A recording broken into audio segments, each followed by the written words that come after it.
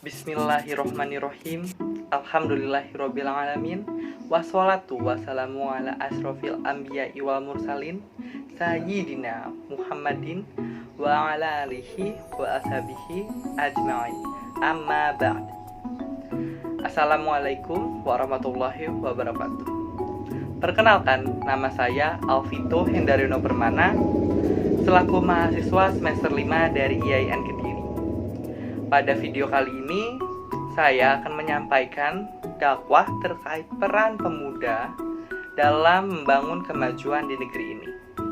Mohon disimak dan juga diperhatikan.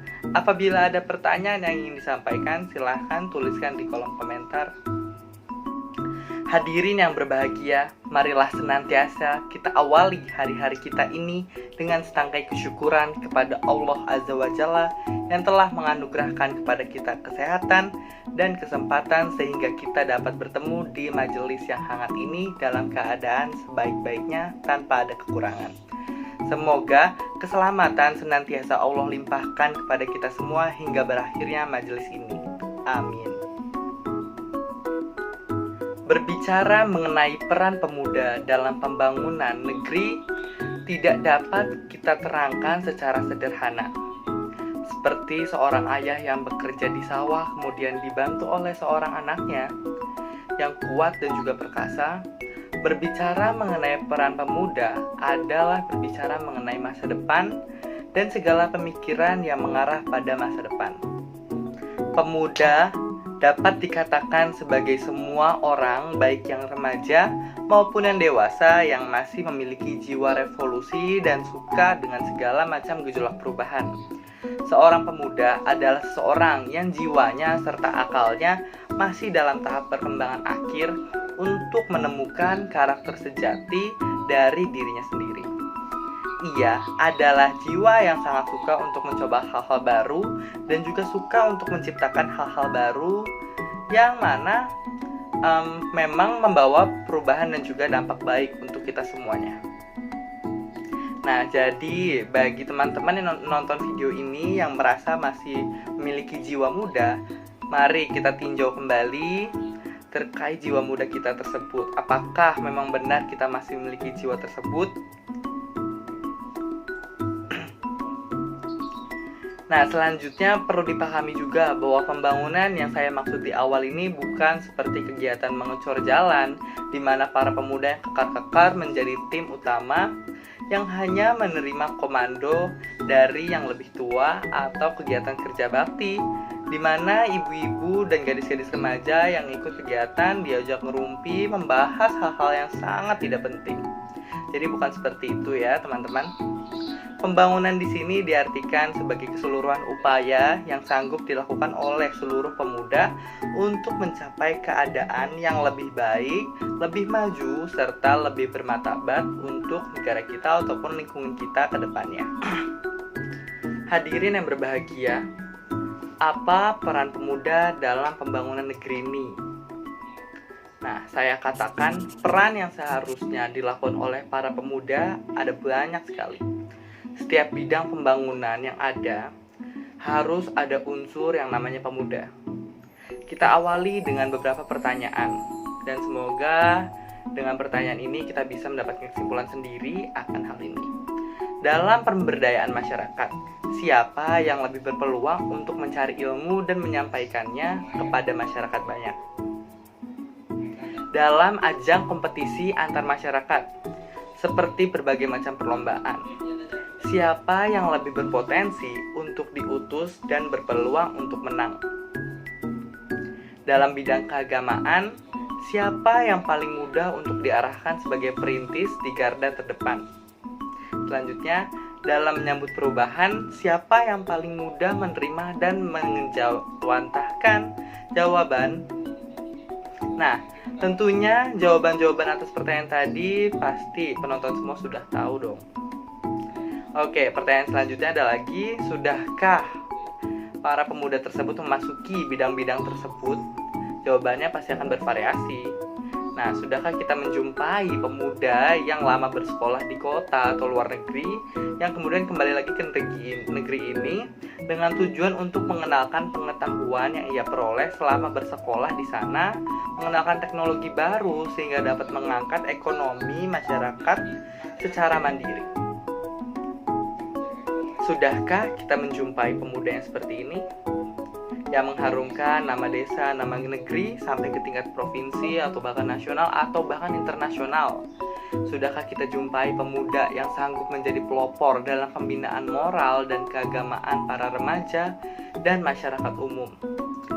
Sudahkah kita jumpai pemuda yang mandiri, produktif, dan selalu bersemangat untuk menimba ilmu-ilmu baru yang bermanfaat nantinya? Nah, saya persilahkan untuk penonton semua memikirkan jawabannya serta merenungkan kembali. Oke, para penonton yang saya hormati, mari kita uraikan satu persatu masalah-masalah yang tadi saya paparkan. Peran pemuda yang pertama adalah memperdalam ilmu dan pulang kembali ke negerinya untuk menyampaikan ilmu tersebut kepada masyarakat. Realnya adalah seperti ini. Jika seseorang bersekolah, maka hendaklah dia bersungguh-sungguh dan mengerti apa tujuan utama dari ia bersekolah, yaitu melakukan perbaikan diri. Kemudian hasil yang ia capai hendaknya tidak hanya semata-mata digunakan hanya untuk mencari harta, tapi juga untuk pengabdian. Ia tularkan ilmu yang telah didapatkannya kepada masyarakat, baik anak-anak maupun dewasa, sesuai dengan kapasitas dan juga daya tangkap masyarakatnya. Nah, selanjutnya peran pemuda selanjutnya adalah menjadi delegasi dan wakil terdepan dalam berbagai ajang kompetisi masyarakat. Kompetisi di sini tidak boleh dipahami secara sempit hanya sebatas perlombaan, tetapi bagaimana para pemuda memiliki daya saing yang handal dari segi kualitas maupun kuantitasnya, sehingga negeri kita ini diperhitungkan oleh negeri-negeri asing di sana maupun oleh pemerintah dunia. Nah, para penonton yang berbahagia juga, peran selanjutnya dari pemuda ini adalah menjadi perintis dari gerakan perbaikan moral dan juga pembinaan keagamaan bagi masyarakat. Sudah seharusnya ya para pemuda ini menyadari kerusakan moral remaja yang terjadi pada saat ini. Maka kesadaran diri untuk bangkit dari keterpurukan menjadi syarat utama sebelum melakukan pembinaan kepada masyarakat. Nah, jika program ini terlaksana, tentu kita tidak akan menjumpai masjid-masjid sepi dari azan atau masjid-masjid yang menjadi keriput karena hanya berisikan kakek-kakek yang tinggal menunggu waktunya tiba. Nah, dan yang paling penting saya sampaikan adalah para pemuda harus memiliki jiwa untuk selalu belajar dan mengikuti perubahan. Orang yang paling bodoh adalah orang yang berkata bahwa ia sudah pandai dan tidak perlu belajar lagi.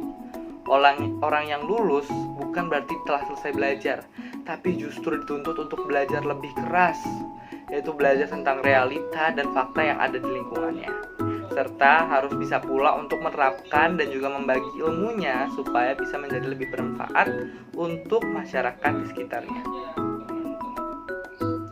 Penonton yang saya hormati, peran tersebut hanya dapat dilaksanakan oleh para pemuda jika faktor-faktor pendukungnya dapat pula terpenuhi. Nah, faktor-faktor tersebut adalah faktor internal serta faktor eksternal.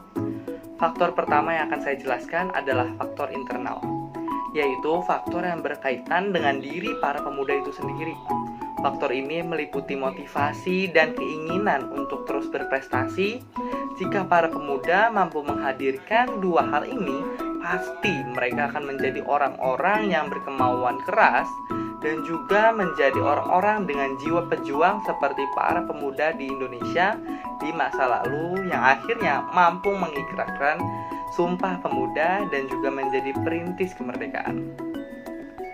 Namun, jika para pemuda saja sudah tidak memiliki dua hal ini, maka sebenarnya masa depan negeri ini telah mati karena pemuda-pemuda jenis ini kelak akan berkata, "Gak usah neko-neko, mari kita lakukan apa yang telah nenek moyang kita lakukan." Jadi ketika negeri ini menjadi terbelakang, maka pemuda-pemuda yang semacam itu sebenarnya ingin berkata, "Biarkanlah negeri ini tertinggal, asal saya tetap senang." Nah, para penonton yang berbahagia, faktor yang kedua yang akan saya jelaskan tak kalah penting dari faktor internal adalah faktor eksternal. Faktor eksternal ini berkaitan dengan lingkungan dan juga masyarakat. Keberadaan faktor eksternal ini sama pentingnya dengan faktor internal. Bahkan faktor-faktor eksternal ini lebih banyak jumlahnya dan juga fungsinya, yang mana lebih cenderung menjadi penghambat. Di antaranya, yang pertama ada kultur. Masyarakat yang sulit berkembang, masyarakat desa yang umumnya selalu menganggap bahwa tradisi itu lebih baik daripada ilmu pengetahuan. Selanjutnya, akan berdampak buruk ketika para pemuda mengutarakan gagasan ilmiahnya. Para pemuka desa akan mengecilkan pemuda yang dianggap nyeleneh tanpa pemikiran jernih dan juga permusyawaratan yang baik karena dianggap sesuai dengan adat yang telah berlaku. Bahkan terkadang menjadi penentang pertama itu adalah tokoh-tokoh pemuka desa. Nah, ini masih sangat sering terjadi ya di masyarakat kita. Sehingga banyak sekali ada pemuda yang memilih diam padahal di otak mereka tersimpan berjuta-juta, bergudang-gudang ide dan gagasan baru yang seandainya semua disampaikan, pastilah akan ada satu yang lebih luar biasa dari sekian pendapat orang-orang tua tersebut. Nah, faktor selanjutnya ada modernisasi dan juga globalisasi. Pemuda adalah golongan yang paling mudah mengakses dan juga menerima berbagai macam perubahan. Namun, tak jarang pula mereka tidak memiliki benteng pribadi yang justru akan menjadi golongan pertama juga yang paling akan cepat rusak akibat kemajuan teknologi dan juga arus globalisasi. Nah, jika kedua faktor tersebut tidak dapat dikendalikan, maka peran pemuda bagi pembangunan negeri ini akan sulit untuk diwujudkan. Maka sudah saatnya, yuk mari bersama kita selaku masyarakat dan juga peran pemerintah untuk menyadari pentingnya peran pemuda bagi pembangunan negeri ini, sehingga mereka dapat memberikan tempat yang semestinya bagi para pemuda. Nah, para penonton yang berbahagia, pemuda bukanlah kuli yang dapat diperintah sesuka hati untuk membantu tuannya. Tetapi pemuda adalah mesin berteknologi tinggi yang apabila dikendalikan dengan baik akan menghasilkan kerja yang luar biasa. Nah, oleh karenanya mari yuk bersama-sama kita selamatkan pemuda-pemuda desa ataupun pemuda kota dari keterbelakangan dan juga kerusakan moral dan kelemahan spiritual agar mereka dapat membangun negeri ini menjadi negeri yang lebih baik di masa depan. Oke, kiranya sekian yang dapat saya sampaikan. Mohon maaf apabila ada banyak kesalahan dan semoga penonton sekalian bisa mengambil manfaat dari apa yang saya sampaikan. Sekian dari saya. Wassalamualaikum warahmatullahi wabarakatuh.